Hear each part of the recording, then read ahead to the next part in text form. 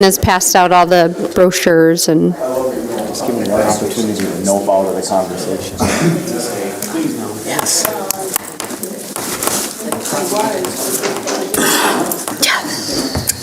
do you know what my all-time favorite candy is? You're welcome. Happy to help. Oh, hold on. I'm not seated yet. I'm not seated yet.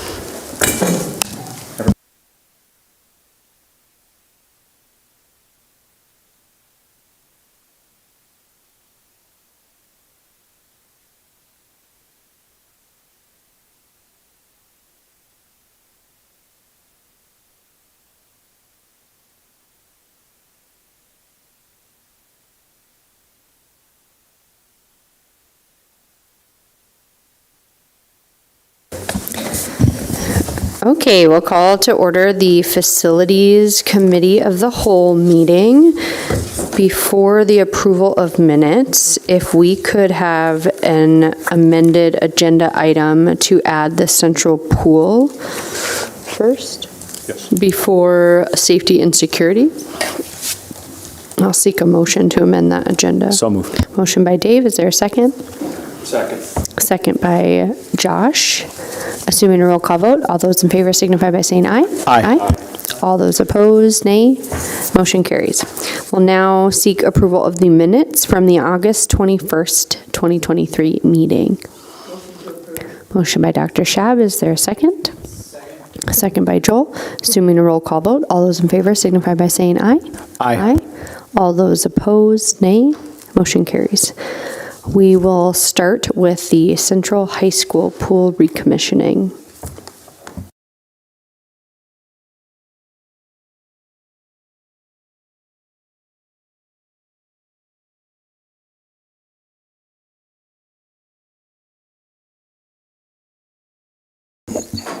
Hello, I'm Jonathan Alwine, Director of Buildings and Grounds for Grand Forks Public Schools. Does everyone have the handout that I passed out?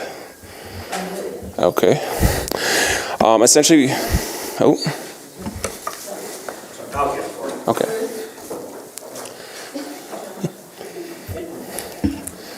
All right. So essentially, we've been working with JLG to recommission the pool at Central High School. Thank you, Brandon.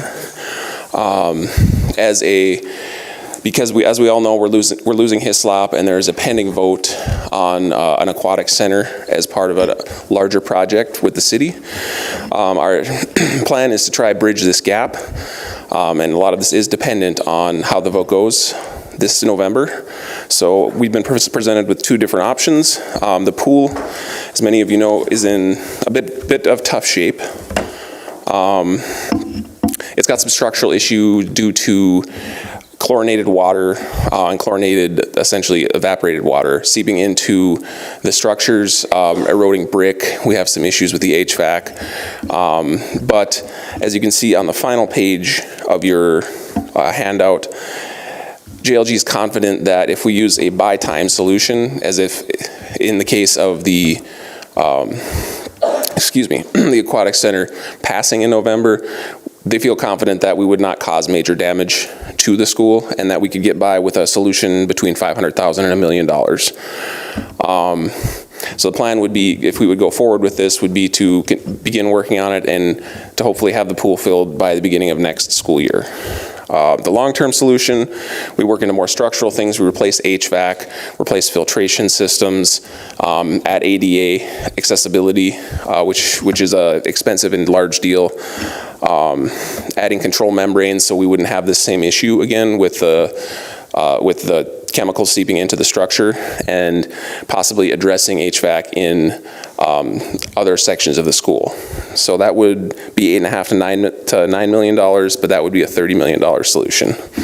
So that's the we're kind of in a holding pattern at this point. We're continuing to work on the by-time solution as we feel fairly confident that it will pass, but we need to have a contingency plan. So, do you have any questions?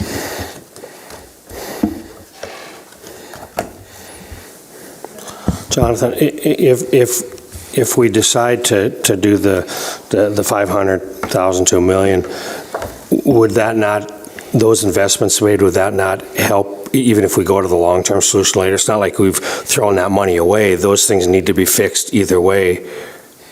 You see what I'm asking? Yes, to an extent, but that is, again, not a long-term solution. If we would do the first solution, now we're looking at maybe a max of 5 years of usability for the pool, because now we're looking at adding structural damage because we're not addressing the root problem that got us here in the first place. No, but my point is even if we went to the long-term solution, we would still have to fix those things on the left as part of that long-term solution anyway, correct? Correct. Okay, thank you. So then, on the reverse, if we were to go one by-time solution and then want to repurpose that space with a successful vote, the ability to have another pool space, would we need to, in essence, do this stuff anyway if we were to repurpose that space then for something else? Some of it, yes, such as like the HVAC needs upgrades, and basically where your lost money would be in pool equipment and what it would cost to actually deal with, say, the tile in the pool, which isn't significant. It's actually in quite good shape, but other than that, it would be sort of the outside of the pool issues that we could roll into a later solution. I apologize. Mine is more a question of what the goal here is tonight. So perhaps I wasn't listening when you added this. Is this an action item? Just look, it's not actionable tonight, but just looking for some direction and feedback from the board relative to the investment. We really wouldn't make a decision until after November 14th. We want to see what direction that's going to go. So more informational tonight. My apologies if that wasn't clear.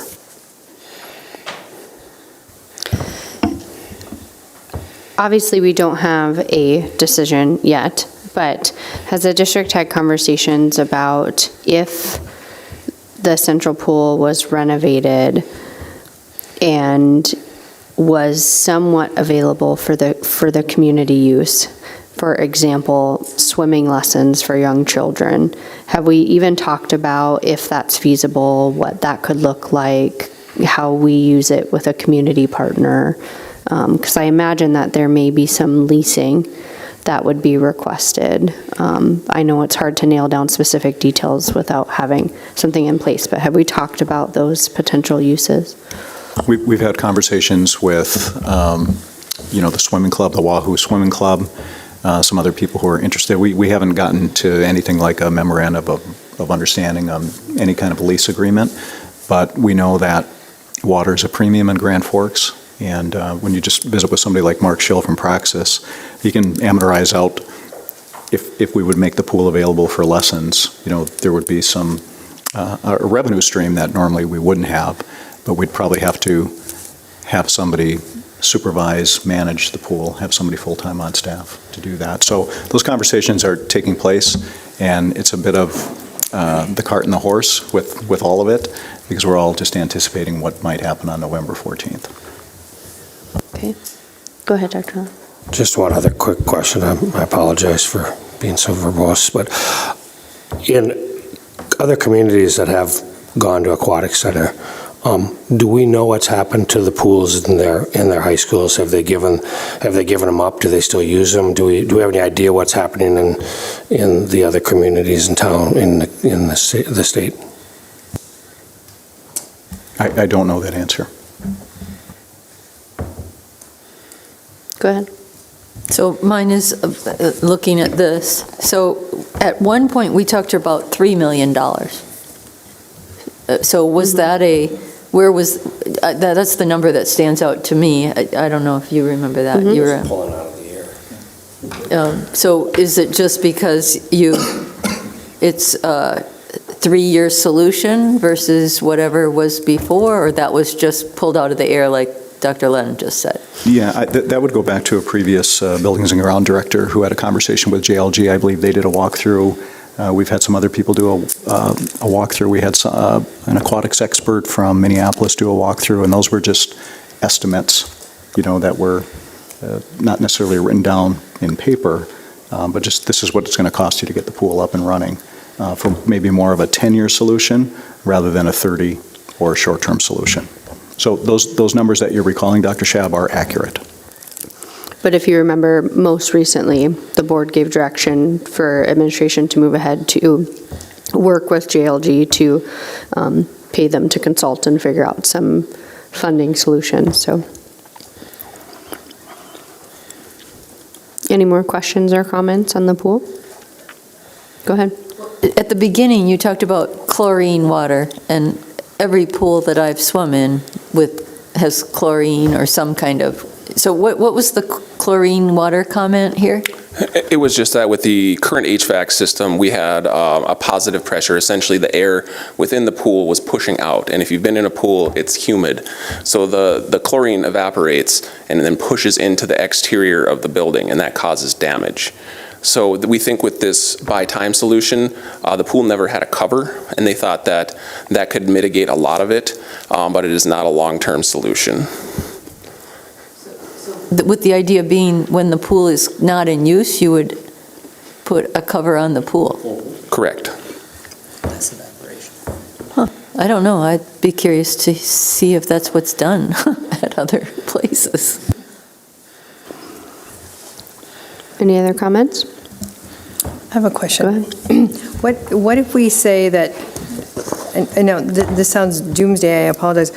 If we don't do the by-time fix, and Cynthia might have a better answer on this tonight, what happens for the local swim teams? Like, would they just be swimming at the YMCA, or, because I know money's tight already, so where do we find the money to fix the pool? And then what happens to those, where do swimmers go if they don't go to Hislop or Grand Forks indoor pools right now? Where do they go? Does anybody know the answer to that? We've explored some other options, including the Grand Forks Air Force Base, the pool there. We are not in any position to lose our swimming programs for boys, girls, night riders, et cetera. We've been committed to those teams. That's a great sports niche for so many of our kids, and so we want to make sure that those programs move forward. As far as the financing piece, if it got into this $9 million range, we would have to be very creative in how we would fund that, because we've got three building projects going on right now, so it would take some finessing.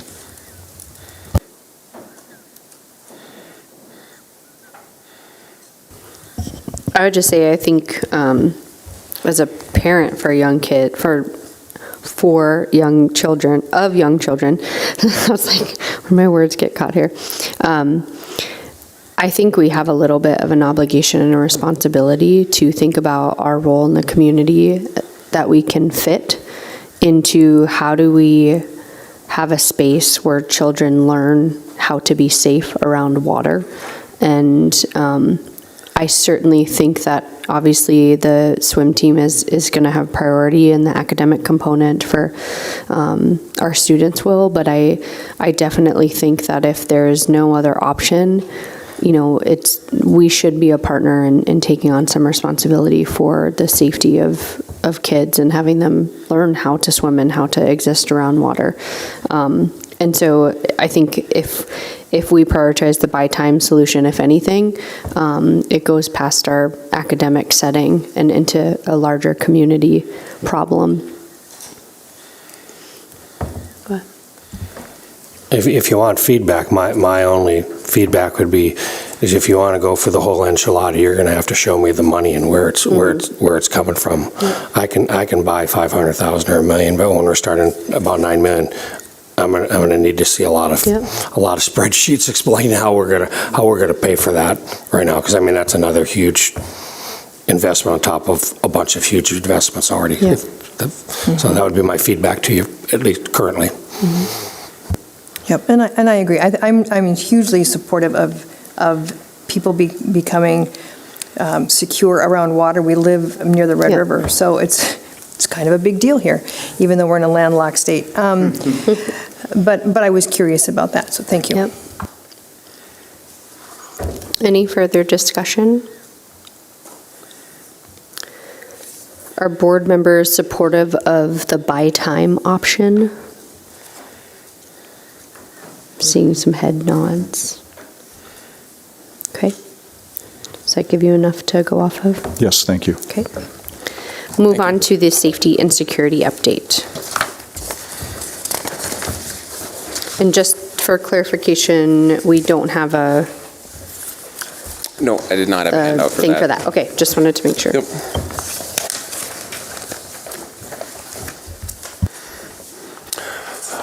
Safety and security, the only updates I have now is we have completed the first third of our assessments, including Central, Discovery, Lake Agassiz, Community, and Viking. And EAPC is working now to finalize reports and present them to us.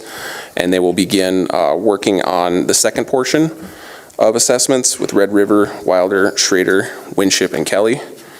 They are also working on creating an informational video that I will show to the board when completed, and that will be available to the community to kind of explain what the process is, what we're doing, why we're doing it, and kind of quash any misinformation that's out there, kind of get everyone on the same page. That's going to include what their process is, and also interviews with administrators and teachers and staff members. Outside of that, we're working very well with EAPC and North Dakota Safety Council. I've been very happy with their work, and I'm excited to go forward on this project. Do we have any questions? Go ahead. Does EAPC have the expertise in-house? I mean, I'm thinking back like when we did new theaters here and stuff like that. The local people did a lot of it, but they would also contract. I know we had a sound guy out of Minneapolis for one of the theaters and stuff. Do they have the necessary expertise for all safety and security, or will we be subcontracting with some other experts? The answer to that is both. EAPC has, I believe, 3 school safety experts that are certified on staff, but they're also leveraging the expertise of the North Dakota Safety Council to provide their perspective on the schools. Other questions? Are we, is the safety and security update more so for the money that we had received and bonded, but are we currently doing anything or implementing any safety and security things with existing money? Operationally, yes. Our new safety and security manager, we're working on safety audits of each school, refining that process. That has not been done in a number of years. So we're working on honing in on that process, and then just finding small, easy deficits, training opportunities, places where equipment isn't in the correct place. So we're working on small things from an operational standpoint, but that is separate from our safety and security referendum project. Yeah, okay. And the only additional piece I would add there too, we happen to have Mr. Ripley sitting right here, is that we did have a couple extra cameras. I don't recall the number of cameras that we did put up this summer, which was basically completing a prior project. So wrapping that up and then, excitedly planning for those dollars that came through the referendum and taking, staying focused on that and what the holistic safety and security plan will be. Mm-hmm. Okay. Go ahead, Cynthia. What about, so are all schools, I think I know the answer to this. I don't think all the schools have a camera bell that it's closed off in the day, right? Mm-hmm. I know of at least one that doesn't. I don't want to name it. I don't have the answer to that. Eric or Brandon, do you?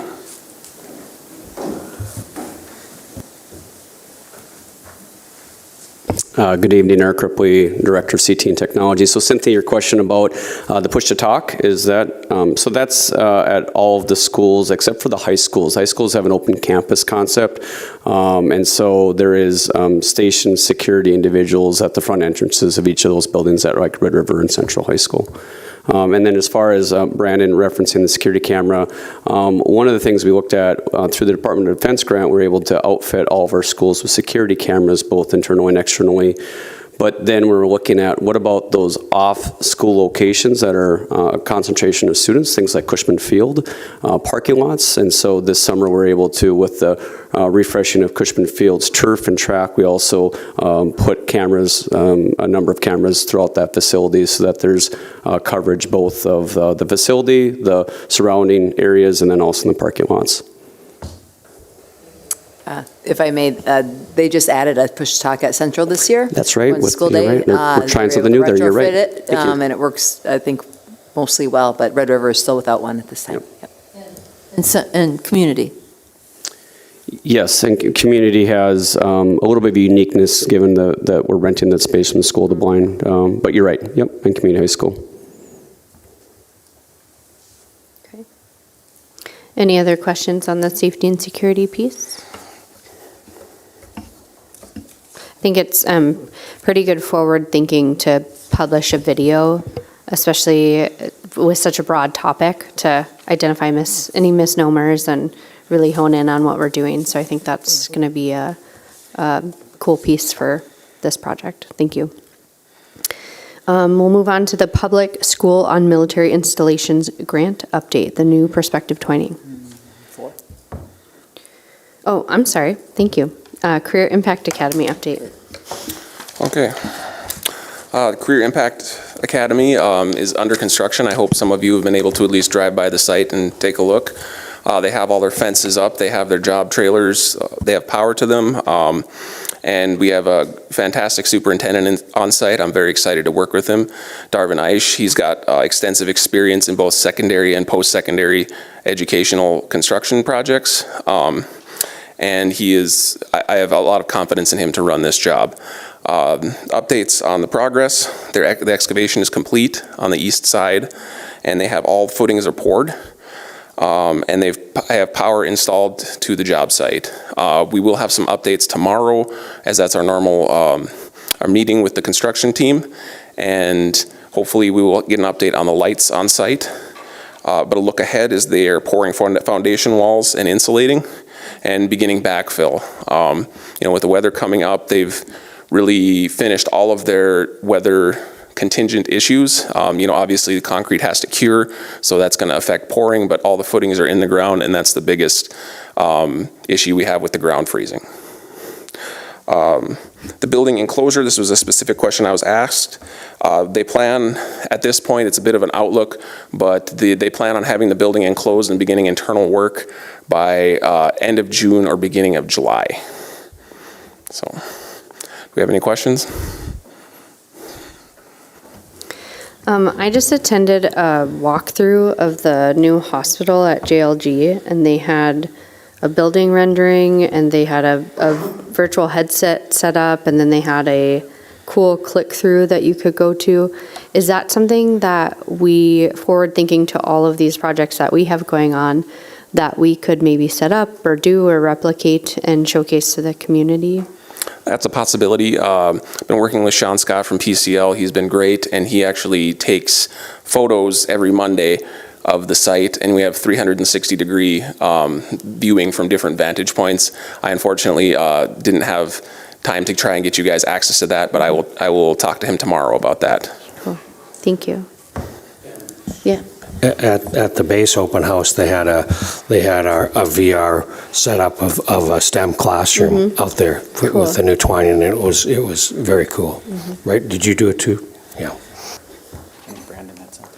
Go ahead, Brandon. Okay. I was just going to point out, I saw Dave doing it, and I think he had his handle on it. I'm no expert. Okay. So now we'll move on to the new Twining update.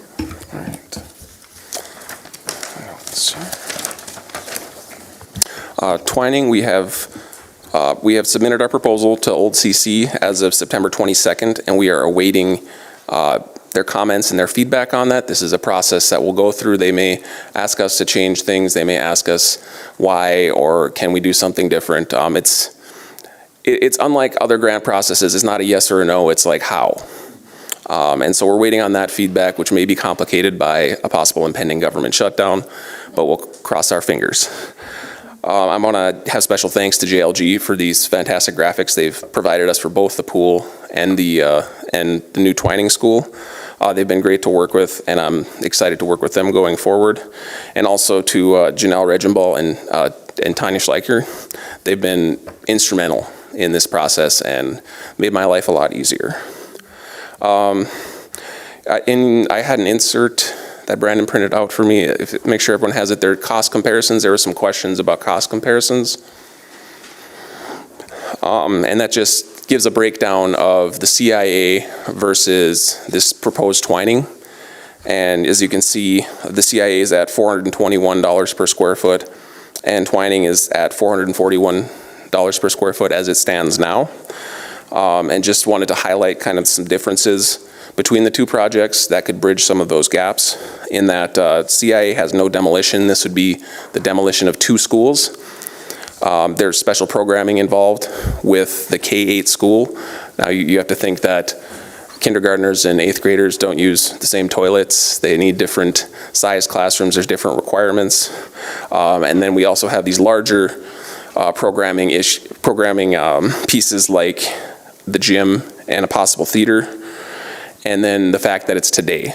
We don't have any escalation on there, and we also don't have the energy requirements. We don't have, the CIA is not lead, silver, and the CIA does not, it does fall under Davis-Bacon, but we're not going to have the same requirements. Do we have any questions on that piece?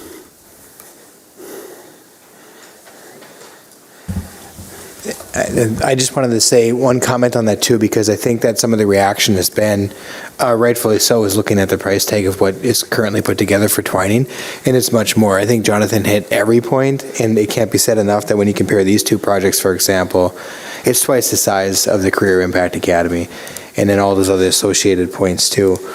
You could think too about where that would put in comparison to Valley Middle School. The reason why these 2 projects are put side by side is because JLG is designer on both of those. They know these things in and out.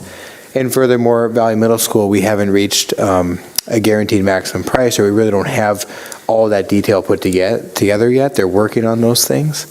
But a quick calculation would put it on, it'd be above $400 a square foot. It would be in this range of $420. I'm guessing at this point, but I really don't think that those square footage costs are off greatly.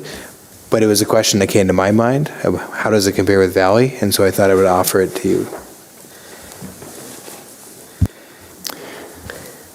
If I could just add a little commentary about the 20% local match for Twining. We've had some really good conversations with our local legislators, and early on, in this project, when we knew 80% was going to be funded federally, there'd be a 20% match. There seemed to be probably more of an appetite to let's work with our local legislative team to see if that 20% could come from the state. But since that time, we're certainly retracting that conversation a little bit with the impact aid increments going up each year over the course of 6 years, where we're going to see our full lot of impact aid. We see that as a new revenue stream. I mean, the state, our legislators helped get that across the finish line 2 sessions ago. So we'd really be looking at, for that 16 to 16.5 million, we'd be looking at probably 8 million. An 8 million ask from the state, and then we would fund the rest of it through District 140. Not District 1, but District 140.